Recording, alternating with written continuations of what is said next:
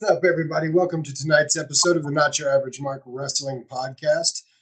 Before we get started, I do have a couple of things I need to talk about. The first being that one of our own, Dean Stevens, known to most of you guys as Jello, found out this afternoon has recently passed. Dean was a great dude. He was a fan not only of wrestling, but a fan and supporter of our podcast, of our watch alongs, and he's going to be very, very sorely missed. Rick, I know that you were a friend of Dean's as well. Yeah, I've known Dean for a while, 2017, 2018, probably. Um, just really good overall guy, loved wrestling, loved being a part of anything he could be a part of in the vein of wrestling, whether it be prediction groups, podcasts, whatever. It's rough. There's a lot of people that loved him, and it sucks. But we'll do our best to remember him, and we're gonna miss him. Yeah, and I thank him for all his contributions to this show, for being a part of something that I love myself, and I know we all as fans love. Jello, you're going to be missed, man. That being said, welcome once again to the Not Your Average Mark Wrestling Podcast. I am your host, the Tutorial Boss Guapo, and with me is the man who introduced JR to the Slobber Knocker, the one and only Rick Elzy. Rick, welcome to the podcast. I appreciate the invite. I have to admit, I was a little shocked when I received an invite for tonight, but I will accept it in the spirit I think that it was sent, and I'm happy to be here. Surprisingly, there is a piece of me that misses doing this with you. So yeah, I'm happy to be here. Happy to talk wrestling. Very happy to discuss the upcoming SCP event, War Crimes, which I'm sure we will get to. We will, in fact, get to that. And the reason I asked you on the show tonight is because, as many of you know, we had a show this past Saturday, Ground Zero, a show that brought together not just BCW Texas, but also Squared Circle Pro, Love It Pro Wrestling 101. And I feel like we worked really well. And of course, we've had our differences and our dust ups in the past, but I feel like this is an opportunity to extend that olive branch, welcome you back to the podcast to do what you and I do better than most other people, and that's talk wrestling. I'm all for it, man. I'm all for it. We don't have to agree on everything. The world is moved by people with different opinions, and it is what it is. My philosophy doesn't have to be your philosophy, but if we're united in the fact that we love pro wrestling, then we should be able to find some common ground to discuss it, and I'm willing to be here for it. Well, I'm happy to have you. And before we get too deep, there are some thank yous I need to throw out there. Thank you to Ross and the boys from Labor 12 for our intro-outro music. Track's called Head Rush, album's called Monsters. They have got so much cool stuff going on right now. You can find out everything they've got going on, plus check out their music videos. Labor12.com, that's laborxii.com. Thank you to Joe and American Legacy for the Not Your Average merch. We got hats, bandanas, beanies, skull caps. We got all sorts of good stuff. Thank you to J-Rebs 3D Printing. You see this little piece of awesome. Oh, it's on the other side. See this little piece of awesome right here? That is a J-Reb original. My boy Cameron hooked it up, put our logo in a light box. If you've got a logo or something you'd like to have in a light box like this one, get a hold of my boy Cameron, jrebs3dprinting.com. Thank you to Blind Ambition Studios for our awesome graphics, and of course, the WrestlingSociety.com for including us in their podcast room. And as always, a big thank you to the one that keeps things moving, the one, the only, the guy, Patrick. Thank you for what you do. What is it you ask that Patrick does? Well, he's put together our website, www.notyouraverage.com. You can find calendars, you can find merch, you can find bios, all sorts of good stuff about the podcast there. Plus, he's put together our Discord. Discord's a lot of fun. If you haven't checked it out yet, go to any of our socials, look under the About tab. You can find a link for it. We do watch-alongs for Raw, for SmackDown, PLEs. We've done one for NXT. We even did one for AEW, just to say we did. So if you haven't had a chance to check it out yet, come check it out. Also want to say thank you to J-Reb over in the chat. Janine Wade is here. Darkside Link is here. Aaron Marie, Boys Mom for Life. Thank you all for joining us. Boys Mom for Life saying sorry for y'all's loss. I don't think I met him, but he seemed like a cool guy. Dean really was. He was a good dude who loved wrestling and loved talking about it. So that's exactly in that spirit. That's exactly what we're going to do tonight. We're going to talk wrestling, and we're going to start out with the main roster moments. Let's talk a little SmackDown. So I personally feel starting the show with CM Punk was a good move. Not just because it's CM Punk, but I feel like after him taking the belt off of Sammy after 9 days, it gave creative an opportunity to gauge crowd reaction. Mm-hmm. Are they cheering him? Are they booing him? You know, what's the crowd reaction? Yeah. I mean, you saw what the crowd reaction was. Punk is wildly popular, and he always has been. And he's one of those characters that the crowd's going to support him no matter what. So just let them support him, And I think it was the right move. Look where they were. It's the right move. Play to the crowd, and they did. And we got, Punk Cody on the mic, which was fun. The prospect of Punk versus Cody is going to be a really crazy match coming up at SummerSlam, but it was a nice way to start off the show. I thought so, and I like the list of names that Punk threw out there as possible contenders, people he sees as contenders. You had Gunther, you had Finn Balor, Royce Keys, Damian Priest, Trick Williams. I like that he's throwing it out there. These are the guys I want to fight. But I do have to say that Cody versus Punk, you had to see that come. Yeah.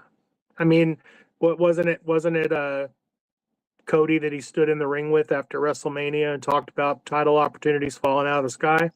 Mm-hmm. Well, there you go. Here we are. Nice callback. Speaking of callbacks, Finn Balor versus Tama Tonga. That's how we started the action off. A lot of history in this match. Yes, lots of New Japan history, and it's always nice to see them kind of harken back to stuff and kind of give the flowers to things that didn't actually happen in WWE. It's been a long time coming to get to a place where WWE will flat out acknowledge the history of other promotions.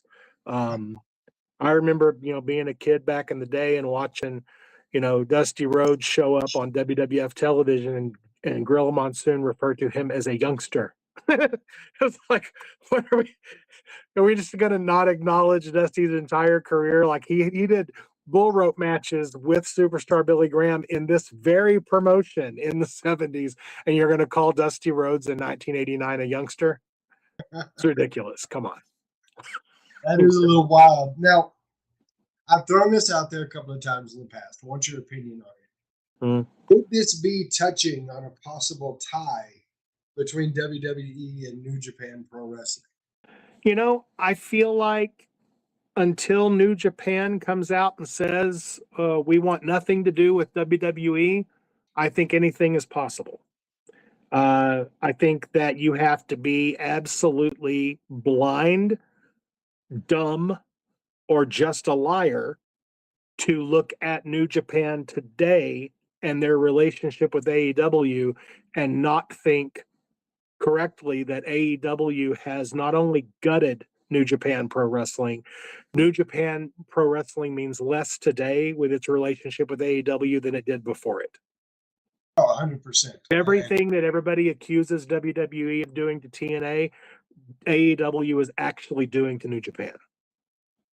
Should this happen, this thing that I want to see, I want to see WWE and New Japan form a partnership. Who better to lead that group than current WWE scout AJ Styles? Yeah, exactly. Look at the fact that you've got AJ still on payroll. Finn works there. Tama Tonga works there. Tala Tonga, formerly Hikuleo, works there. Shinsuke Nakamura works there. Naruku, formerly Evil, works there.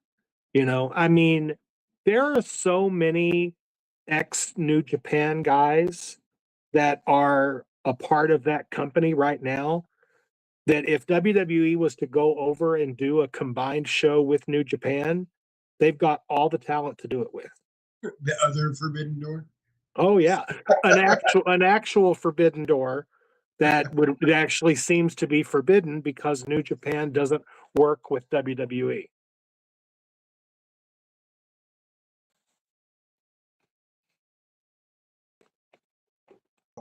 Sorry, I received a message. You're okay. So I'm glad you brought up Tama and Tala. They're a great tag team, and their history is absolutely phenomenal. Mm-hmm. Do you think, though, maybe they spend a little too long in the whole MFT storyline, that people maybe are overlooking them a little bit? I think that they did. I think that, I mean, look, I don't think that WWE has taken terribly too many missteps with Triple H in charge of creative. But one of the things that I do think they got wrong was Solo being pushed to the side after the loss to Roman on the debut of the Netflix stuff. I feel like Solo never recovered from that, and anyone associated with him never recovered from that. And so, yeah, I think that they were and they did the thing with the Wyatts for too long. It went too long. They just didn't. They never were able to get good traction, and I like that they've separated them out. I think that the Tongans are going to be able to find a groove on their own. And yeah, I'd honestly, I'd like to see the Tongans move over to Raw, be part of that tag division, just completely get away from SmackDown, put them in a brand new environment and see what they can do. I agree with you on that. I feel like that's what's going to be best for them. And I think they can definitely be one of those teams that's a force to be reckoned with. They need the right story and they need the right opponents. Can you imagine the Tongans versus the War Raiders and just let them go? Oh, please let that happen. I mean, Yes, that's a fun match. I mean, the Tongans versus the Street Profits would be fun. I'd love to get a flat out, solo-less Tongans versus the Usos. I think that just those guys together with no family ties, I think that could be a great match. There's so much you could get out of the Tongans. They're so good. Got Isaac Ibarra in the chat. Isaac, glad to have you here, brother. He says he agrees with you on this as far as the Tongans go. I think the move to Raw is the move for them, and I don't doubt that we see that at some point. And I'm here for it if we do. Of course, in this match, when it's all said and done, Balor does get the win. Really well fought match. I enjoyed that. Plus, Finn did the thing, and I always like it when Finn does the thing. It takes us to Jimmy Uso versus Royce Keys. Now, Jimmy Uso kept using the term "we" like he had a mouse in his pocket throughout his entire promo. Of course, he comes out with Jacob, calls out Solo, but it's not Solo that comes out. It's Royce Keys. And they talk about loyalty. They talk about family. And Jimmy says, "We fixing to destroy you." And Jacob says, "We? Nah, this is all you. I'm out." I enjoyed that. And something that got past a few people, a lot of people caught it, a lot of people didn't. But I love that Jimmy used caution gear, an obvious nod to his wife. I thought that was pretty cool. The match itself was good. I like that they're putting Royce Keys in a place like with a bloodline story and with Solo and with LA Knight, which we'll talk about all that later. But I like that they're putting him in this place where he can shine. Yes. Royce Keys is a tremendous talent, and I like mostly that they are taking their time with him. There have been too many instances where a person makes the main roster and just gets rushed into this, rushed into that, and it's to me it's hurtful to their character and to their storyline because the faster you peak, the faster the crowd turns on you. You're the one Well, that taught that. and as bookers, both of us, I mean, we talk about it all the time.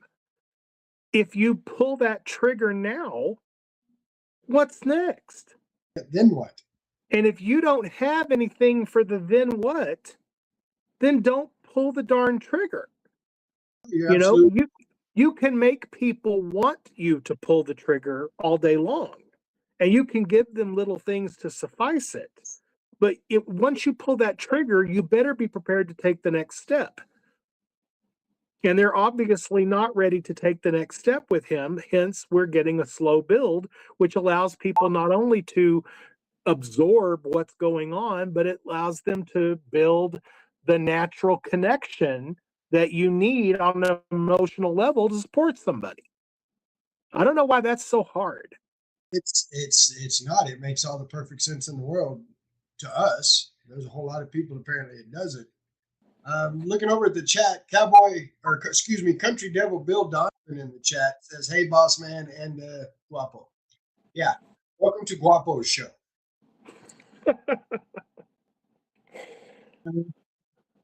Of course, we get the interference from Solo. I truly hope they are moving Solo into this face character because it may be the funniest character on the roster. He is low key one of the more entertaining guys out there. The heel mafia boss thing he has going seems kind of forced. But yeah, I mean, he was trying to be the tribal chief. But I was always entertained by him when he was the stoic enforcer who would stand there and look, stern until somebody said something stupid, and he'd have to turn his face from the camera because he's trying not to laugh. And that's just because he's got a good sense of humor and he's funny. And when he is funny, it's a joy to watch. And I think that they should absolutely be leaning into his comedy. it's a whole untapped side of Solo Sikoa since he's come to the WWE, and I'm here for it. I'll send it to you at some point, Rick. But I've watched a video of the brothers Uso just hanging out talking. Like it's not wrestling, it's not WWE related. I think they were at Jimmy's house, and they're just going back and forth at each other, and it is the funniest damn thing I've ever seen. If you look at the three brothers, it's easy to tell which one of them takes most after Rikishi, and it's Solo. Oh, it's 100% Solo. And how entertaining was Rikishi? Very. Well, there you go. The apple does not fall far from the tree. Very, very true. Now, I do want to say, Jacob is on this path, and I hear a lot of people say it's inconsistent. I don't think it is. And I hope that this is where they're going. I hope WWE plays into this. But you've got Jacob who's loyal not to the bloodline, but to Roman. Because Roman's the only one who beat him. I hope they play further into that because I think that can make for a very intriguing story. I pop every time he says, especially not your punk ass, Jay. I'm not gonna lie, I do too. I think it's great. It's hilarious. It's so funny, and every time he does it, he makes Jimmy laugh. So I mean, that's great. I love that stuff. I'm here for it. That takes us to Alexa Bliss versus Jade Cargill. This match, of course, set up by Jade Cargill because she's going to show Charlotte what happens when you mess with her or her baddies, I believe they're called. Yep. It was a good match. It let both of them look strong. But even though Jade got the win, Alexa's the one everybody was talking about. Yep. Her and her double jointed arm. Yeah, she's done that before back in the day. Yep. It's been a long time since she's done it, so I know people have forgotten about it. But it's nasty looking when she does it. It's Well, nasty. I didn't like it when she did it back in the day. I don't like it this time because it just Yeah. looks Yeah, like it hurts. it just looks terrible. It looks terrible. Oh, and they did a good job of moving with it because, like, I've got a couple of pictures that show bruises all around her elbow, and like they're doing a good job of selling it. The question that comes to mind in this, though, is why are we pulling her off TV?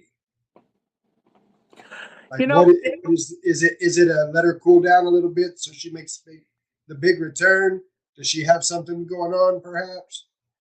I feel like, they're obviously moving to a Charlotte Jade program. And if they're going to move to a Charlotte Jade program, they don't need Alexa in the way. She was teaming with Charlotte. They had their little thing. Getting her out of the way with an injury helps to build the animosity between Charlotte and Jade because Charlotte is Alexa's best friend. And they didn't come to that easy. They had to work for that. Now she's gone and Charlotte's pissed. But at the same time, what it also does, it gives Alexa time to cool off, to come back after this feud is over or during the feud as it gets worse. She gets to be a player in it because she was injured during it. It's just a storytelling device. It's so simple. It's a storytelling device. She's still getting paid. She still has a contract. She's not buried. She's not leaving. She's just playing her role. That's all she's doing. And it's a smart way to utilize people, not everybody has to wrestle every week. Absolutely. And the reason I bring up maybe there's something going on there is there seems to be a belief among the IWC, who are normally wrong, but every now and then get one right, that perhaps it was the fit of her outfit, but a lot of people in the IWC feel maybe they saw a bit of a baby bump. I have heard nothing about her being pregnant at all. Nor have I. Well, except from the IWC. Yeah, look, we can all agree that if you would like to read fiction or blatant lies, go on to X and just pay attention to anybody in the wrestling sphere, because all they're going to do is speculate poorly and lie. And it's just ridiculous. Like, I have people tell me all the time, hey, I saw this on Facebook. Is this true? No, it's probably not. Unless you've seen it on the actual promotions page or it's got the actual promotions, account on it, it's probably not true. You're absolutely right in that. Now, I will say this. Bill Donovan over in the chat, you and I, we don't agree on hardly anything, but this we can agree on. In a match where it's Alexa Bliss and Jade Cargill, both of these ladies, great competitors. Oh, yeah. Yeah. And yeah, they have done such a good job bringing Jade along. And she looks more and more fluid every time she's out there. And I'm super excited for the eventual Jade Cargill Charlotte match and or matches, because they've worked really hard to get Jade to a place where Charlotte can help her. Yeah. And when they get to that point, which it's definitely coming, when they get to that point, it's going to be epic. Like, people have been waiting for this match since Jade came to the WWE, and that's me. Yeah. I've been waiting for this match. Charlotte was one of her first backstage encounters. Yep. And it's and to their credit, they have left it alone. That's got to be hard to do, because I'm sure there's several people in creative that are like, "Can we pull the trigger yet? Can we pull the trigger yet? Can we pull the trigger yet?" Oh, and I still love that we're not there yet. We went through the Alexa stuff, and if the rumors out there are true about Rhea, And if she is going to have surgery and they do end up pulling that belt off of her and vacating it, Charlotte versus Jade is a great way to utilize that empty title. I honestly think if that is the case with Rhea, and of course we hope it's not, but if that is the case, I believe 100% that's the direction they'll go. Yeah. Looking at the chat, Bill Donovan says she's getting a bit older as well, so there's that. So the weight battle could be going on as well. It's a possibility. I think, much like Rick said, that she's playing her part in backing off of a storyline that allows her to be the reason Charlotte's fired up with Jade. Speaking of fired up, let's talk about Trick Williams and Carmelo Hayes. Oh, Trick Willie. Let me start by saying, before we say anything about the match, that might be the most god-awful, ugliest belt I've seen in my entire life. Look, they've had belts made of recyclable materials. They've had belts that spin. They've had belts that glow. Why not a fur belt? Why not? It's ugly. like bad ugly. Like, I've got the United States title. You know what says U.S. title to me? Shag carpet. That's what says U.S. title to me. Yeah. This was a good match, and you knew it was going to be. You can't put Trick Williams and Carmelo Hayes in the ring together and it not be a great match. And I mean that from NXT all the way to now. You can't put those two in the ring and have a bad match. No. But it is crazy to me that their job seems to have swapped, as it were, from NXT coming into WWE. Because you remember in NXT, Trick Williams was kind of Carmelo Hayes' hype guy. Yes. And now you get to the main roster, and Trick Williams is to me the bigger name, and now you've got Carmelo Hayes playing catch up. Well, and that's true. I mean, Trick sticking around NXT as long as he did once Carmelo moved, Trick became a much bigger star than Carmelo. And honestly, too, when they brought Carmelo to the main roster, they really took their time with him. Yeah. And he has not reached his stride. And unfortunately, Trick was ready to come up, and now he's being overshadowed by the guy that he started with in NXT. And that's just that's just the way the cookie crumbles sometimes. I mean, it is what it is. It's now up to Carmelo Hayes to take every opportunity he's given and make the most of his minutes. That's why it's just, I love the fact that it's like a complete role swap. Yeah. And I think they play off of it well. Now, going into this match, it'd be hard to tell who would win. Trick Williams, Carmelo Hayes, the power versus the speed. We may never know, because there was no winner to this match because Baron Corbin showed up. Yeah, how about that? The Nomad, they're calling it. Not mine. Hey, here's what I love about Corbin, and I'm sure we're going to hit on Enzo and Cass too coming up. I love that we are now in a place where some of the original Black and Gold characters are getting to come back with the guy in charge who brought them to the dance. Yep. And here's what it really excites me for. Because now that Triple H is in charge of creative, and if we're in this place where we're giving some opportunities to some guys who didn't really get the opportunity before, or they were a little squandered by the previous creative, can we please get another run for Tyler Breeze? Can we please make a spot once they have gotten their fill of Tony Khan's money? Can we please make a spot for the Revival?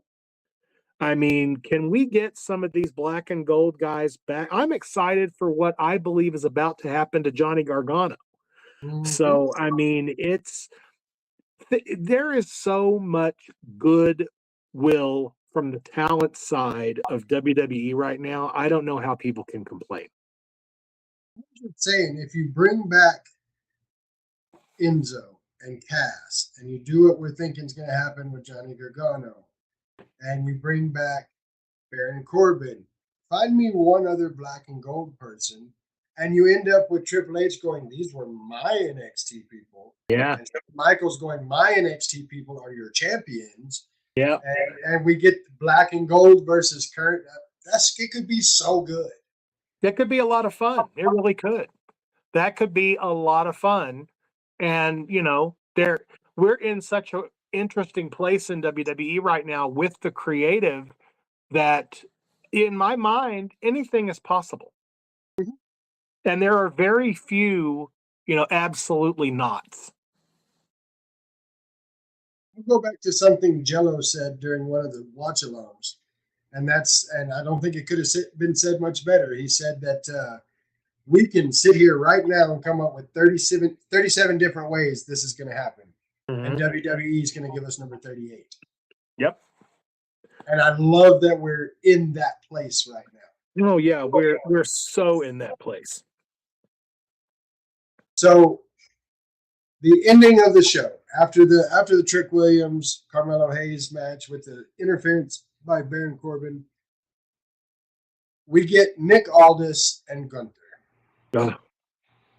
I'm so excited for this. You have no idea. Dude. But we end with Gunther being told by Aldis that he does have a match. It'll be Cody Rhodes and CM Punk versus Gunther and Sami Zayn. It's Saturday night's main event, which Gunther was none too happy about, I might add, and attacked the GM. Again. I would just like to say, as someone with some firsthand knowledge of being a GM, don't do that. Yeah. Yeah. I have to say though, man, the prospect that we are so close to seeing an active Nick Aldis in WWE, I don't even know what to say. Like this was one, the moment he showed up as a GM, I was fine with it because, you know, if it's what he wants to do, then that's fine. But inside, I was like, man, I can't wait to the time that they're going to realize, hey, let's give him at least one, maybe two. You know, let's give him something. And I think we're here, and we're very, very close to it. And if this goes well and Aldis shows out, man, then if I'm Adam Pearce, I'm going to somebody and saying, can I get an angle too? Because I'd like to do one match. You know? So maybe we move to a Nick Aldis versus the Pearce match. Dude, if there's a world where we could get Nick Aldis, the national treasure, versus Scrap Iron Adam Pearce on a WWE show in 2026 or 2027, dude, that's some Nick Bockwinkel versus Ric Flair shit, dude. I'm telling you, that's good stuff. That is good stuff, and I am here. I don't know that I'll be able to contain myself. That'd be my Tom Cruise on Oprah's couch moment. That's I can't do it, man. I'm so ready for SmackDown tomorrow, which we will be doing a watch along for. I am so ready for SmackDown tomorrow because this has to be a SummerSlam match. Yeah. It has to be. Yeah, they can't. If they're gonna do a second attack like that, and then have Cody come make the save after the cameras go off the air, and then put the footage out, and yeah, Gunther Aldis is a done deal. Now let's talk about that for a second. They did cut the cameras early. Here comes Cody, and they cut the camera. It had real Mid-South feel to it. And yeah, yes. I thought that was great. Yes, that was a very much a Katie bar the door, it's a Pier 6 brawl moment. And We're desperately out of We're time. desperately out of time. We're desperately out of time. I loved it, and I think because correctly so, WWE has realized that they get so many views online, and there's so many people watching clips and reels. They're going to make their moments to put that stuff out there so that people can consume those tiny little moments. And if that ends up bringing them to television, great. But yeah, they should be trying to do this stuff. I love the fact that on the international broadcasts, while we're watching commercials, they're getting in arena interviews, but those are also put out online, on the official channels for people to consume those in short bites. So yeah, it's super smart. Whoever's in charge of their social media knows what's going on. Oh, absolutely. So I'm looking over at the chat. Bill Donovan saying, I personally push for Kareem Brigante. Very good from Rome, Italy.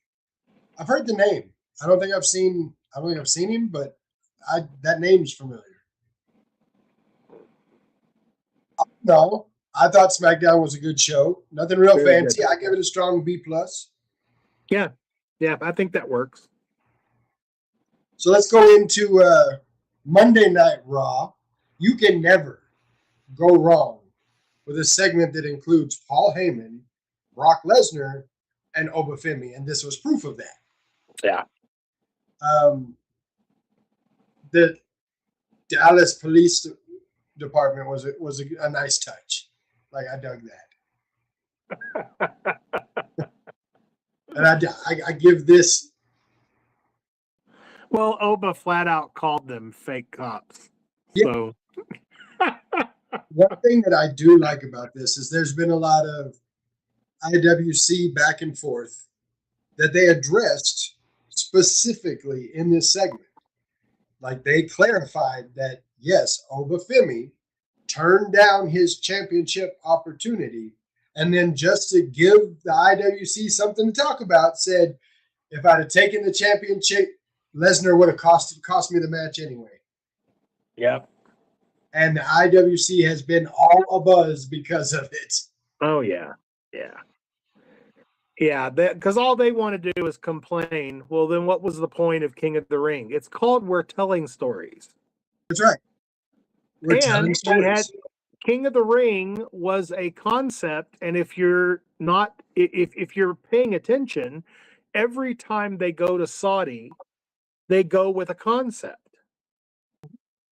They don't just have cold shows over there. There's always a concept because they're trying to sell that event as a big deal to the fan base. And in order to do that, you want to have a gimmick or a concept. Agreed. Now, I think Oba may be one of the smoothest deliveries of a promo of anybody on the roster. And I love that he used the line, "You can't run from the ruler." And I would also like to point out that, 2 weeks ago, that Brock Lesnar came out and said, "Talk shit, get hit." Mm-hmm. I immediately on the watch along said, "Yep, that's a shirt." And sure enough, out walks Brock Lesnar in a shirt. Absolutely. So good on the merchandising people for that one. Yeah, they hop on that stuff quick. Baron Corbin debuted wearing his new merch. Yes, go back and watch the footage. He's wearing the Nomad t-shirt. I'm gonna have to look at that. I missed that. So that takes us into Io Sky versus Roxanne Perez. This was a great match, all in all. So much talent in the ring for this match, and the chemistry off the charts. These two they work really, really well together. And I like the fact that they're going with the odds game. Io Sky already with the injured knee thanks to Liv. So already the underdog because of an injured knee. Getting the best of Roxanne Perez, but also having to deal with Liv Morgan and Raquel Rodriguez having to beat the odds to win this match. Yep. So I'm already a big fan of that. Of course, she does get the roll up and catches the Judgment Day beatdown, but here comes Sol Ruca to save the day, except that is not exactly what happened because Raquel Rodriguez put her into the back first, I might add, into the ring post, and it was solid. Yes. That thud was borderline sickening. So I do believe we're going to see a lot more of not just EO, but Sol and the Judgment Day. Yeah, I think that I think Sol is definitely going to be a big player, and you got 3 girls in Judgment Day, so I think putting Sol in there is the right move. I can't believe that we're not eventually headed towards a Judgment Day breakup. And so you look at the 3 girls in Judgment Day and you look at EO and Sol on the outside. At some point, I think, if that ends up being a thing, one of those Judgment Day girls is going to end up siding with those baby faces. And I personally hope that it's Raquel Rodriguez because I still think she has, of everybody in the Judgment Day, I think that Raquel Rodriguez really has the potential to be a very popular breakout big woman. I love the whole big mommy cool stuff. I think it's great. If they do turn her babyface at some point, I think they should bring out Kevin Nash in the Diesel gimmick and do a moment where maybe he hands her the glasses or the black glove or something to crown her big mommy cool. That would be cool. Yeah, I think because I do think she is a future star for them. I agree with you. If they put them together, the team would have to be called SML because you got small, medium, and large. Yeah, that was. Or you could call them. You could call them too hot, too cold, and just right.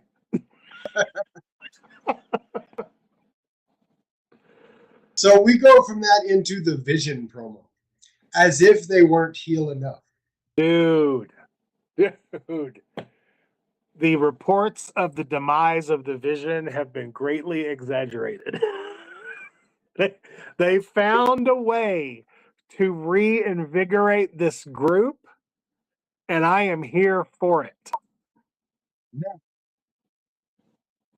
I agree wholeheartedly. They have invigorated this group, bringing out Otis and Tozawa. Absolutely loved that. The heat on Maxine when she turned on Otis was nuclear. Dude, so nuclear. It brings about a question, and it was, while I don't generally agree with many questions the IWC has, this one is a valid question. Does it not seem at this moment that Braun Breaker is kind of the third wheel? I can see why people would think that, but he's obviously the biggest star out there for the group. I just think that he's in a place right now where they're kind of rebuilding him because he took a lot of L's, a lot of important L's. But his upside is so huge. Sometimes you just got to cool a guy off and put him in a different position. And right now he's in that position. And, Austin Theory needs some spotlight. And I love that they've got Maxine with him. I love that they have kept Logan Paul on television through his injury so that he can speak and be annoying and get heat. And now I'm excited to see what happens when Bronson Reed comes back. Because have you seen recent pictures of Bronson Reed? Oh, yeah. Because I've seen comparison pictures. Good Lord. He has accomplished. He has dropped some weight and gained a lot of muscle. Dude, he's going to come back. And if he comes back and he's still with that group, Like with everything they've done with those guys, and they bring Reed back, that group that in my mind the curse is over. You could say that. I like where they're going with this, and there's a little more to that we're going to talk about here in just a moment. But I like the fact we get Royce Keys versus Jimmy Uso again. Yeah. Kind of a continuation from Friday night. And I like that the brawl in the aisle turns into a match. Like, yeah, you don't see that a whole lot. It's something they don't use very often. So when I see it, I do like it. Yeah. What's called a transition segment. Yep. We know about those. We know a little bit about those. It's one of my favorite booking tropes. I love it. So Jacob coming out in this one was predictable, but I liked the hesitation. He got, he put Royce Keys down, he got the chair, and he's like, I did not want to have to do this to you. Why are you making me do this to you? Like, I like the hesitation there. Because it does show that, they spent 14 years in the streets coming up together. Like, so I like that there's the inner turmoil with Jacob on this. Solo swoops in and says, whoa, leave him alone. I see the error of my ways. I'm coming back to the family. And, of course, the Solo swerve was great.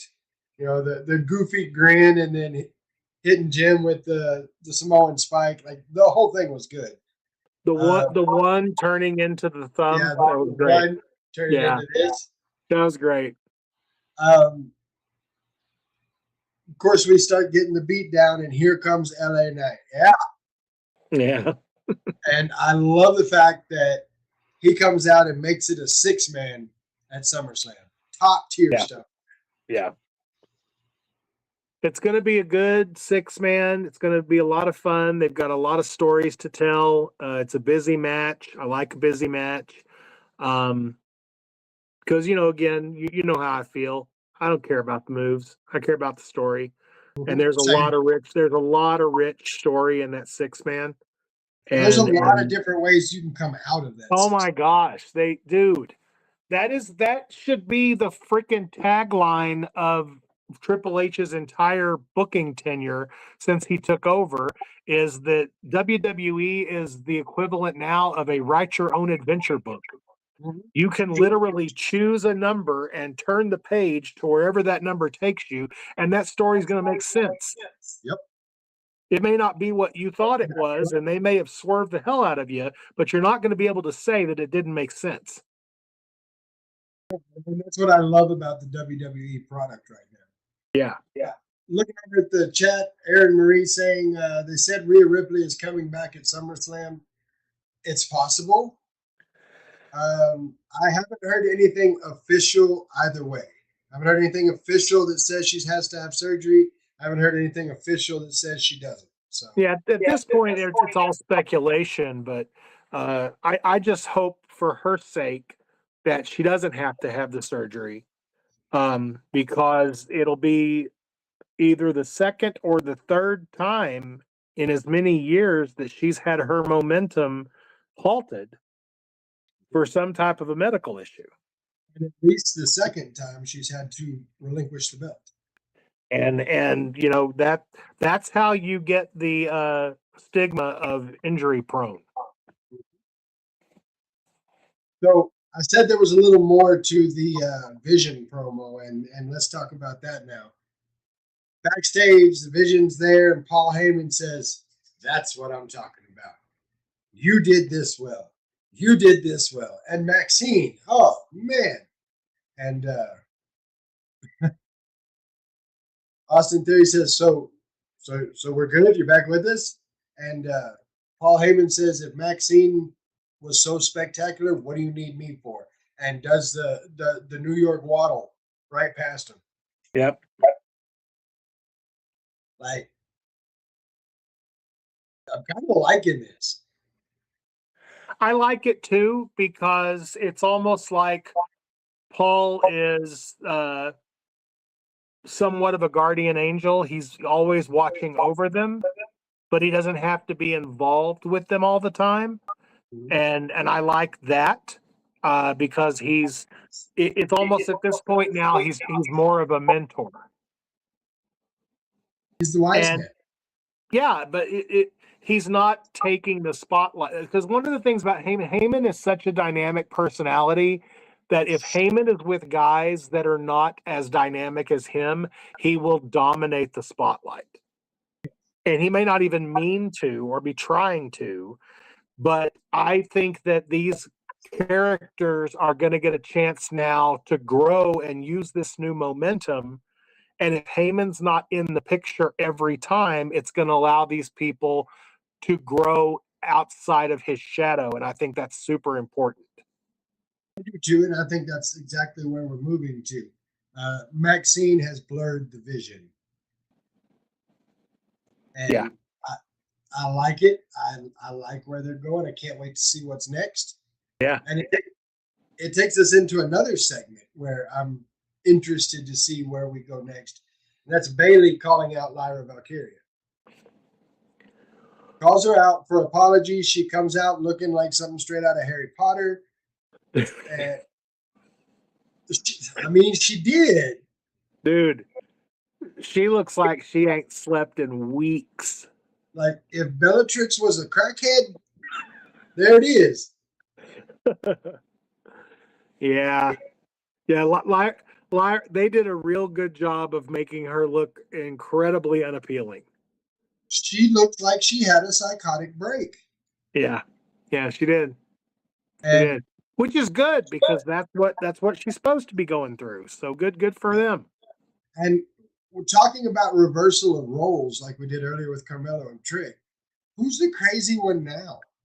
Yep. They've actually switched Lyra and Bayley's roles, which is good. Yeah, I'm excited for this feud now. I want to see where they go with it. I think they've put Bayley in the right spot. I'm very excited to see where they go. Well, and I like that they got just a little bit personal in all of this. With Lyra saying you're not a locker room leader, you're a doormat, and you've always been the worst of the four horsemen. Which was a low blow even for Lyra when we all know Sasha was the worst. Oh my God, I was gonna say blatant lie. Bayley, Becky, and Charlotte, none of them at any point needed anybody else to carry them through their match. And I'm gonna say something that probably gonna seem out of place for me, because as much as I put him over, I will tell you, there was a period of time where I was with the guy making the argument that Triple H wasn't all that he was cracked up to be either, because most of Triple H's during his big run before Evolution, if you go back and you look at all of his top moments from the time he broke out of DX to the time they started Evolution, every time Triple H had a big moment, it was because he was in the ring either in a gimmick match or he was working with someone who was better than him. And that is where I believe Sasha had the same thing. Every time she did something that was really, really cool, the person she was working with was light years better than her. I'm going to have to go back and check. I'm going to have to go back and watch some of these, but just bringing some of the matches to mind, I mean, you're not wrong. No, go back, try to think Triple H milestone moments, and more times than not, you're going to get guys who were better than him in the ring, and he kind of rode those coattails. And that's okay. Sometimes you don't have to be the best wrestler in the ring to get the job done. It is a dance. It is. But Triple H always needed a dance partner, and so does Sasha Banks, or whatever her damn name is now. No Money or something like that. I don't know what it was. Yeah, whatever. What I like about this, though, is instead of taking the shots and all that, we get fired right back from Bayley. I did this, I did this, I did this. That's who the hell I am. Who the hell are you? Yeah. So I like that that's where they're going with this. So Yes. they now have a match at SummerSlam SummerSlam? Saturday night's main event. No, Saturday it's night's main event. Saturday night's main event. It's Saturday night's main event. Yeah, so they have their match Saturday night's main event. It's going to be great. I can't wait for it. And that takes us to our main event of the night, which is the number one contenders gauntlet match. What a match. Oh, yeah. This match did a few things for me. Number one, it really, really, really put over Javon Evans. Javon Evans, MVP of this match. No question about that. It also gave the opportunity to see Ethan Page work with Chad Gable. And why is that important? Chad Gable, absolutely awesome. Love everything. Oh, yeah. Yeah. But those two have a chemistry that's, I don't know if they've ever worked together or not. I couldn't tell you. But the chemistry they have and the sell that Ethan Page gave that ankle lock was crazy. Mm-hmm. So just for those that may not have had the opportunity to see it, we started out with Dominic Mysterio and Joe Hendry. Dom got the win over Joe Hendry. Then here comes Javon Evans. He gets the win over Dom. Dragon Lee comes out. Javon Evans gets the win over Dragon Lee. Rusev comes out, and like 4 different times got put in the Javon Evans gets put in the accolade and starts fighting his way out of it, starts hulking out a little bit. And the crowd was there for it. Like every time he'd start to say no and start to hulk up a little bit, crowd lost their shit. Oh, yeah. And I love that. In the end, Rusev did get the win on Javon Evans, which brought out Chad Gable. Gable beats Rusev. Rusev throws a beat down on Gable, and then we get Gable versus Page. And their match was great. Yes, it was. I was very, very happy about that. If you look at everybody that was in that match, every single person in that match is somebody that you could see holding the Intercontinental title or has already held the Intercontinental title. There was nobody who was out of place. Nobody out of place at all. Going into this match, it turned, who's going to win this match? Do you want to turn to page 5, page 7, page 13? Mm-hmm. Yep. It's that same concept. I mean, I love that we're going to get Penta Chad Gable, especially considering that Chad Gable's entire heel arc with the mask and everything began with Penta. Mm-hmm. And so I think that this is a great callback moment for Gable and Penta. But I'm just very impressed with the talent level surrounding the Intercontinental title, which is just kind of right under that glass ceiling. And there's so many good names, with so many guys on top being in a position where they may be gone in the next 2 to 3 years. And you got guys that are leaving because of the contract restructuring. This is the perfect time for people to start breaking out. And you look at those guys that were just in that gauntlet, those guys alone, man, that the future is so bright. It really is, and I can't wait for it. Now, we talked about this a little bit earlier. There was a vignette, if you will, that says that on August 3rd, which is the Monday after SummerSlam, we've got a return of a silhouette that looks a whole lot like Big Cass. Yes. Now, nothing is being said about Enzo Amore. Nope, not yet. I have my own personal thoughts on that, and we'll talk about that shortly. But it appears Big Cass is headed back to WWE on August the 3rd, the Monday after SummerSlam. So bring it home. Oh, yeah. That takes us to Seth and Roman contract signing. Seth walks to the ring, doesn't say a word, signs contract. Yep. Roman gets very personal, which Seth did before. And now it's Roman's turn asking, so what are you going to do if you do win this? Let me tell you what you're gonna if you win this title, you're gonna carry it for 2 months and then get injured because that's what you do. And I'm like, whoa, we getting a little real here. And I mean, he goes on with he refers to Seth as number 2, and he's always going to be number 2. And he couldn't walk in. What do you say? You couldn't walk in my shoes, even though your work daddy Triple H is basically running the damn place. There was one of those moments where every time Roman said something in my mind, I was thinking, he's dead, Roman. Stop kicking him. He's dead. You killed him. Like I wanted to call 911 and report a murder. Like, it was, like you're killing him, dude. Perhaps, possibly, potentially, Seth took a bit of offense to that because we got we got a pedigree and a stomp and the whole nine. Oh yeah, oh yeah. Building this match for SummerSlam up really, really well and making it more and more personal each time these two interact. Absolutely, absolutely. It's awesome. I'm so excited. This seemed like such a cold match when Seth approached him, and they've succeeded in a period of 3 weeks to turn this into a very exciting prospect for a match. Yeah, and I'm here for it. I was very, very happy with Raw. I thought it was very well done, and I am going to give it a very enthusiastic A.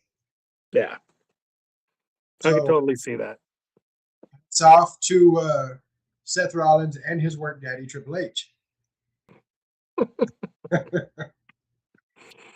So we're going to go into a segment. We got to talk about some things that are grinding my gears. Oh, fun.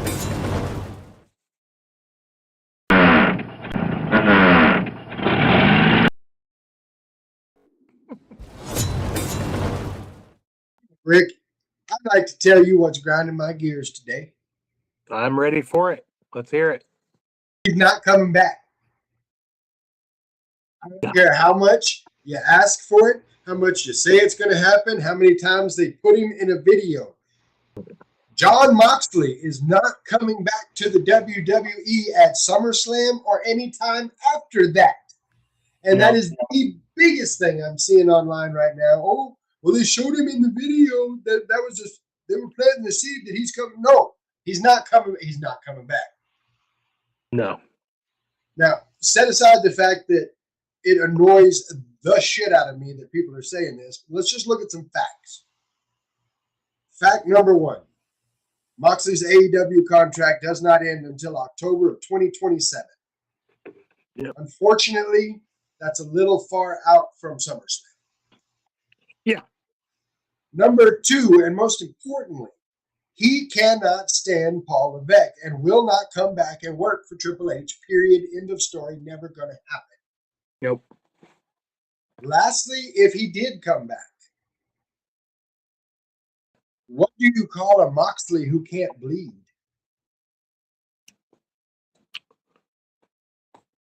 I mean, he'd just have to go back to being Dean Ambrose. It's not going to happen. So I need the internet wrestling community to rub both of their brain cells together and hear me. He's not coming back. You're asking too much, dude. You're asking too much. You're giving them 2 brain cells too many. All right, next thing. AEW has touted the entire time they've been a wrestling promotion. They are, in fact, direct competition for WWE. How many times have you heard that? Every time. So why is everyone crying that Worlds Collide, which takes NXT and AAA, is on the same day in the same city as AEW All Out? Does it get any more direct competition than that? No. And they're crying about it because they want to be competition in name only. They want to be competition in name only, and they constantly pray for the demise of a company that, I'm sorry, there's only been one person in the entire history of the planet that has come dangerously close to putting WWE in the ground, and his name was Eric Bischoff. That's right. And other than that, everyone else has been a pretender and not a contender. And Tony Khan is nowhere near actual competition, because I will say it again, as I've said it so many times.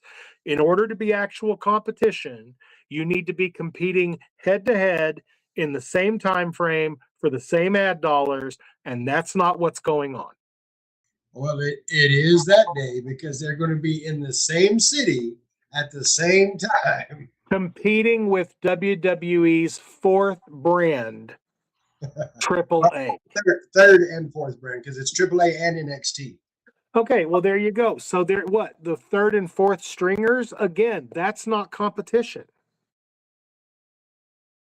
And let's be honest. If you bought a ticket to see AEW in Chicago, or if you're an AEW fan who's going to buy that pay-per-view, you're not going to forego that experience to watch a AAA NXT combined show and then watch AEW on a replay. So that match being in the same town, it's a smokescreen. It's a red herring. It's not going to do anything. If anything, if you're an AEW fan, you're going to watch the replay of it because it's free on YouTube. Mm-hmm. Like, this is just WWE doing something that gets people riled up, and they work themselves into a shoot every time, while WWE sits in their offices and laughs their ass off at the IWC. Well, and I can say that Maxwell Jacob Friedman probably said it best. I don't remember if he was talking to Chris Van Vliet or exactly who he was speaking to, but he said that WWE counter programs us, and good on them. It's a good business model. Kill me before I kill you. Yeah, that's the way you should do it. And if Triple H is listening right now, and let's face it, of course he is. If he really, really wanted to drive some people crazy, he could have CM Punk make an appearance on the NXT show. That one's free, Trips. You can have that one. Oh my God, dude! If the ultimate troll move would be to find a way to find a spot for every single person who has left AEW for WWE on that show that night in that city. That's man, that would be epic trolling. The highest level of trolling. Like I said, Trips, you get that one for free. Can you imagine? Remember when they used to do the backstage watch-alongs where they'd go to a room and there'd be a bunch of wrestlers in a room sitting on the couch eating popcorn and snacks watching the pay-per-view?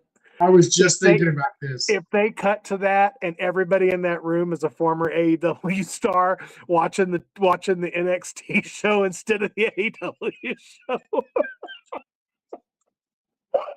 I love that so much. Oh no, that's too good. The next thing is a quote directly from the IWC. I'm going to try to do it in my best IWC vernacular.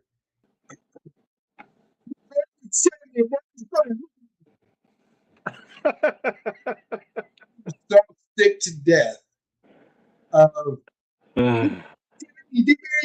they didn't bury Sammy. They took the belt off of him to try to get enough heat to turn CM Punk heel. Yeah. Because he's going up against QB1. You know, if you're going to cry about Sami Zayn having a 9-day title reign and, oh my gosh, this is the end of Sami Zayn, would you like to remember who had a 6-day title reign and he did just fine? That's The Undertaker. Would you like to remember who had a 24-hour title reign and has done just fine. Oh, his name was Kane. Mm-hmm. So, you know, again, much ado about nothing. Sammy's whole gimmick has been whining and crying about what he can't get. And then he won the title, he got in his own way, and he lost it. Yep. It's classic storytelling, guys. It's not Exactly. a burial. It's not a last minute decision. It's not a change of direction. It is exactly what they intended to do. No, they did it exactly like they should have too. And I am I'm all kinds of here for it. Is SummerSlam in Canada? Is SummerSlam in Canada? No. Is SummerSlam in Saudi? Is SummerSlam in Saudi? No. Then Sami Zayn doesn't need to be the champion at SummerSlam because those are the only two places he draws. Fair. Very, very fair. That is the things that are grinding my gears today. So after SmackDown tomorrow, we've got Saturday night's main event. So I'm going to run through it real quick. And I want to catch your predictions. Chat, I want your predictions as well. Let's start out with the WWE Women's Tag Team Championship. Paige and Brie Bella versus Fallon Henley and Laney Reed of Fatal Influence. I think there's no way Fatal Influence doesn't win this. And I think this is also the beginning, because we know that Nikki Bella is cleared to come back. I think this is the beginning of a Bella heel turn on Paige. I think it works out well, because I think that Paige is at a point now where she's knocked ring rust off, and she can handle a singles run. So I think that's going to be good, and I agree with you. I think it's going to be Fallon Henley and Laney Reed walking away with the Women's Tag Team Championship. Bayley versus Lyra. I think, honestly, this one I'm kind of split on, because my brain tells me that Lyra is going to find a way to win dirty. But I really feel like if we're going to tell the right story, and we want this to be an emotional story, Bayley needs to pull it out, and then Lyra needs to do something really terrible to her after the match. I think Lyra takes this one. I think that it's because she does whether we get a ref bump, whatever the situation is, I think she gets the win because she does something just terrible and very, very heelish. So I think that Lyra Valkyria takes this one. We got a no DQ match. JD McDonough, it's the forehead versus the curse. Danhausen versus JD McDonough. Well, I mean, the fact that it's basically no rules. We can do all the bells and whistles, have all the interference from all the characters that have been coming in and out of that story. I feel like with Danhausen and it being in Madison Square Garden, there's a very good opportunity to have the Knicks involved in some way in that match. But because of all of the stuff they've done on television with Danhausen and all of the curses and all of the fun and everything, I feel like on this kind of platform in Madison Square Garden, celebrating Danhausen, I think this is where he loses. I think so too, just because everybody thinks he's going to win. Let me not put it any differently than it is. They're in New York. The Knicks are going to be there. Danhausen is so celebrated right now. They're in the Mecca. I think Danhausen loses this one. Yeah, I do. I definitely think that JD is going to find a way to pull it out. Marie saying that Paige wins and Danhausen. That takes us to CM Punk and Cody Rhodes versus Gunther and Sami Zayn. I think the heels pull this one out, and I think Sammy's getting the pin. I think so too, and I haven't decided yet whether he's going to pin Punk or he's going to pin Cody. I will tell you this. I think whoever he pins is the one who comes out as champion after SummerSlam. So that he can say, I pinned you in the ring. I've got a win on you, so give my shot. Yeah. And so as soon as that goes down, if that goes down that way, whoever Sammy picks or whoever Sammy pins in that match, that will be my pick for who wins the match between Cody and CM Punk at SummerSlam. Erin saying she thinks he pins Punk. Now, one thing to consider in that, both Cody and Punk have told Sammy, if you want a shot at it, you got it. Yeah. So I'd be interested to see where they go out of that. That is predictions for Saturday night's main event. Of course, we will be right here because for once, I'm not going to be working that night. So we will be right here for Saturday night's main event for the watch along. Please join us on Discord. That takes us to War Crimes coming up next Saturday night. Square Circle Pro presenting War Crimes, Jake's Back Room. And I'm just gonna kind of run through the card real quick, and then let's talk about this a little bit. Okay. As that great philosopher and philanthropist Trick Williams says, let's talk about it. Yep. We've got Miles Journey versus Cisco Kid. Yes. We've got Los Carnales, which is Cesar Torres and JC Bravo, putting titles on the line against. We'll talk about that. Putting the title on the line against Mateo Ozuna and Hondro Zuma. Tino Valentino versus Ryan Justice and Keelix Sunrise. Three-way dance. Is this for the title? It is for the title. So already 2 championships on the line. Yep, for the Golden Spread Heritage Championship. Jordan Slade and Baby Samoa calling out Brian Rage Rivera. Nothing good can come of this.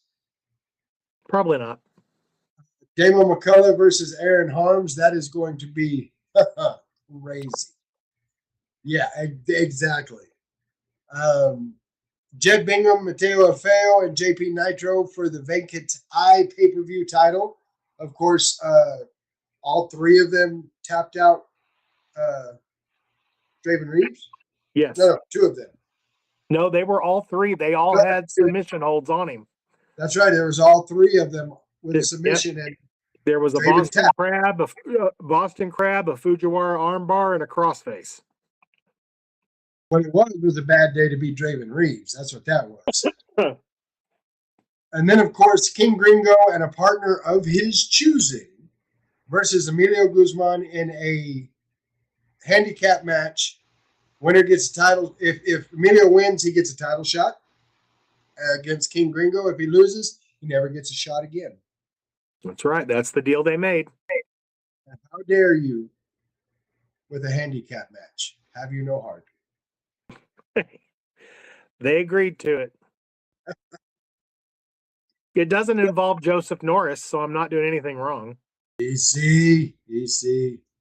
Hey, he's not here. We're just That's having true. talk. That's true. He's not here. All right. So let's talk about Los Carnales and Mateo Ozuna, Hondro Zuma. Last Saturday at Ground Zero, Cesar Torres injured pretty bad.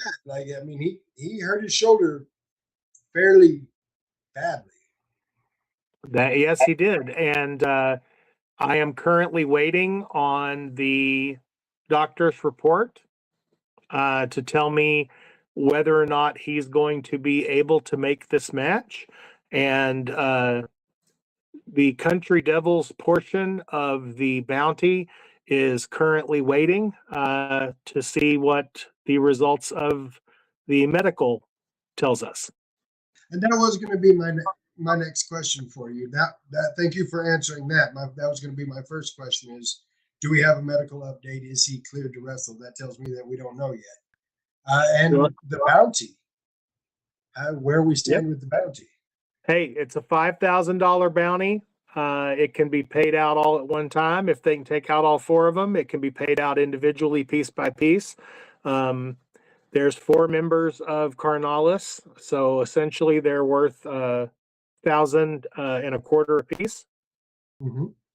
So yeah, it's called FAFO, dude. They took my titles. They ended an 18-year run of an institution in West Texas, and if they thought they were going to get away with that unscathed, they were sorely mistaken. I personally can't get behind the idea of a bounty. That's not to say that you shouldn't do that. I personally can't get behind it. I feel like there's a little more FO than there is FA right there. Kind of disproportionate. But it's going to be interesting. Mateo Ozuna, we haven't had the opportunity to see him in a Squared Circle Pro ring in quite a while.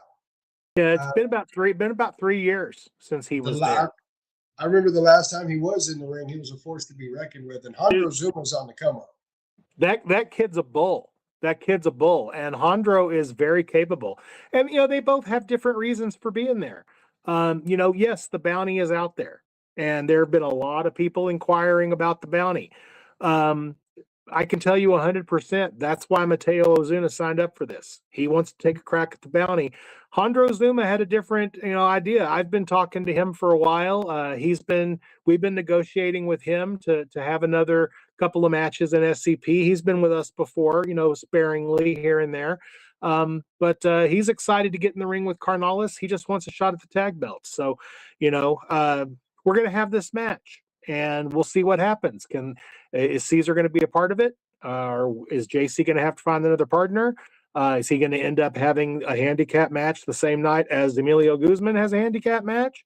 What's this other team that's going for these titles? Are they going to be able to work together when one guy wants money and the other guy wants gold?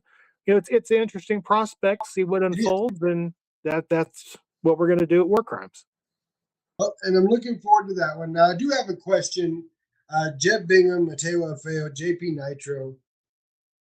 At the last show, there was kind of a question left hanging in the air there. And if I remember correctly from the last, before you and I had our differences and you were on the show quite often, it was very, very difficult for me to get things out of you a week or two before the show. But I'm not me if I don't give it a try. The question left hanging in the air, because Jeb Bingham, of course, a fan favorite, staple in West Texas wrestling. Mateo Alfeo, up and comer. Everybody loves Mateo. JP Nitro, Lubbock original, all the cheers all the time. But the question left in the air is, I believe the quote was, who's to say one of them isn't working for me already? Or who's to say I don't have a dog in this fight already? And, that came about because when we started the Civil War, or when I accepted the challenge to a Civil War, the rules of engagement dictated that all the matches had to be LZ Administration versus TJ Mundell Army. Mm-hmm. And so when it looked like we're going to have this title vacated because we didn't know who was in charge, who was responsible for the submission on Draven, I just came out to TJ was making a decision, as he has been notorious to do without my knowledge, which kind of what started all this. And he's out there just making a match. I just thought, hey, I'd like to hear what you're doing, try to figure this out.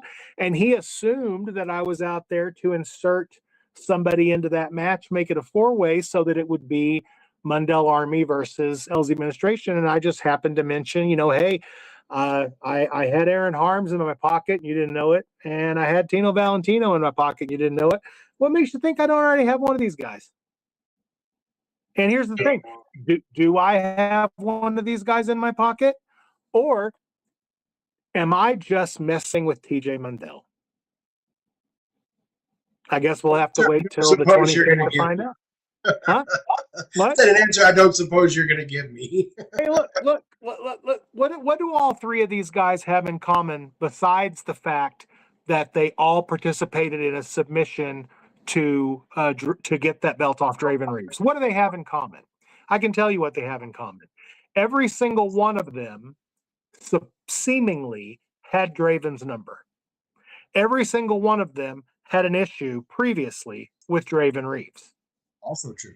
So here's the thing. Would it be too outside of the realm of possibility that if one of them was offered a little bit of what they might want, that one of them might make a decision and do something for themselves, be a little selfish. You know, I mean, we'll see. And again, I could just be screwing with everyone. Who knows? I like to have fun. I guess we have to wait till the 25th to find out. But there is something about this match and another match that I wanted to bring up so that you can explain to those watching and those listening what we're looking at here. Now, Jed Bingham, Mateo Alfeo, JP Nitro, that is a triple threat match. Yes, that is 3 men in the ring at the same time. It is a triple threat, which means there are no DQs, there are no countouts. It is all 3 men at the same time, but one fall ends the match. Now you have Tino Valentino versus Ryan Justice and Keelik Sunrise in a 3-way dance, which is very different.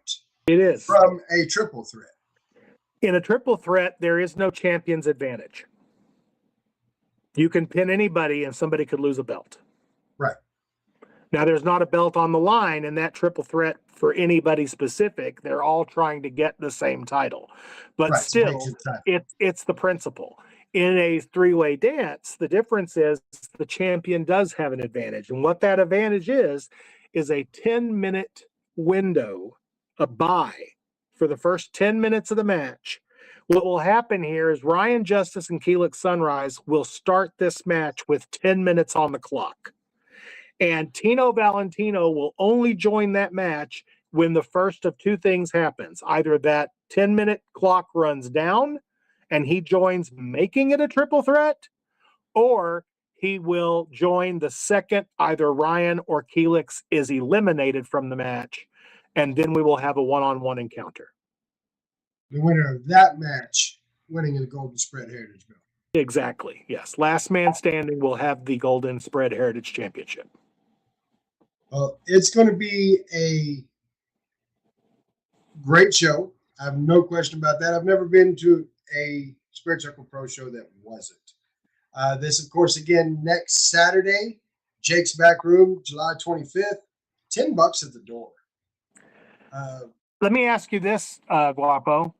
Who do you think King Gringo's partner is going to be? You know, there's a lot of names. There's a lot of names that aren't on the card. That's kind of what I was looking at. Is there's a lot of names out there, and any of them on a certain side of the line would be happy to partner with King Gringo. So at this point, I have no idea who it's going to be. You know what would be really funny? What's that?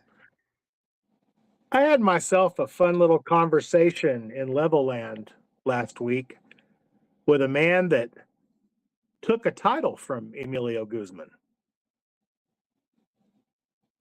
How fun would it be if Gringo's partner ended up being Big Ced? Holy hell. And here's the other thing. I'll give you this. I will give you this. It's not Big Ced. It's not Big Ced. Okay. It's not. But here's the fun part about what is going to happen at War Crimes. Emilio Guzman honestly believes he is the best wrestler in the area. He's going to get an opportunity to prove it. True. And if he proves it and he comes out with the win, he's going to get a shot at King Gringo in the SCP Championship at Birthiversary on September 5th. If he doesn't prove it, he's never getting another shot at an SCP title again. Dark Side Link over in the chat saying Guapo got scared for a second there. Guapo got a little worried at the mention of Big Ced. Not going to lie, we have our history, and that history has been somewhat tame because we're in a family-friendly show. Squared Circle Pro is not that, and I don't particularly want to see Big Ced in that arena. Hey, Marcus MD doesn't have a match. Zach Morg doesn't have a match. Sean Lau doesn't have a match. Jesse James doesn't have a match. Stevan Remsen doesn't have a match. So just know at the end of the day, I got something for you. As always, even before things went a little crazy, you got the Rolodex going in my mind now. So I'm just be there on the 25th because you're going to have to see how this goes. Here's one last thing I'll throw at you. Throw it at me. What is the principle of a handicap match? The principle of a handicap match is it's one versus others. Who's to say that it's a 2-on-1? What if it's a 3-on? What if it's a 4-on-1? Honestly, Is there really that. is there a definition to how many people can be involved on one side of a handicap match? Well, I this is on me, of course, but I had the assumption that it was Gringo and one other because it does say a partner of his choosing. Partner makes me think one.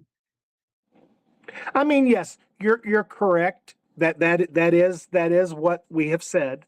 I'm just telling you, when you dig through the rules and regulations, as I constantly do, there are loopholes. There's loopholes. Well, we will be talking more about this show next week on our show, but we've actually gone a little bit over our 9:30 mark. I'm sorry, that was probably my fault. No, it's all good. I want to start by saying, Rick, thank you for coming back on the show. It's been awesome talking wrestling with you. I enjoyed it very much. For the people listening, the people watching, the wrestling world in general, I turn the floor over to you for final thoughts. I'm going to say the same thing I always say. If you love professional wrestling, seek out indie wrestling in your area. I swear to God, there's something within an hour of where you live. There's so many promotions. I mean, in West Texas alone, 4 hours from Lubbock in any direction, you're going to hit like 8 different shows. Mm-hmm. So, I mean, go seek it out. It is far superior, in my opinion, to watching it on television because you are immersed in it and it hits you in such a different way. If you love wrestling, seek out indie wrestling. I couldn't agree more. I've said it before, said it 100 times. It's my drug, and I'm waiting for the 25th for my next fix. Pump it into my veins. It's getting a message telling me to check my phone. 1 second. I have been asked to mention that the Texan Tag Team podcast is going to be under new management, going through some revamp. So be on the lookout for updates regarding that. Big things going to be happening. I do want to thank everybody that's been here tonight, and thank you for giving me this platform, for giving me a place where I can talk with you, Rick, where I can talk with the people in the chat, where I can talk wrestling with people who love to talk wrestling. I thank all of you for that. As far as it goes, we'll be back tomorrow night for the SmackDown Watch Along. Rick, of course, you're invited if you'd like to come in, and we're going to see everybody then. Until that time, I am Guapo. That's Rick Elzy, and we're not your average marks. We'll see y'all next time. Yeah.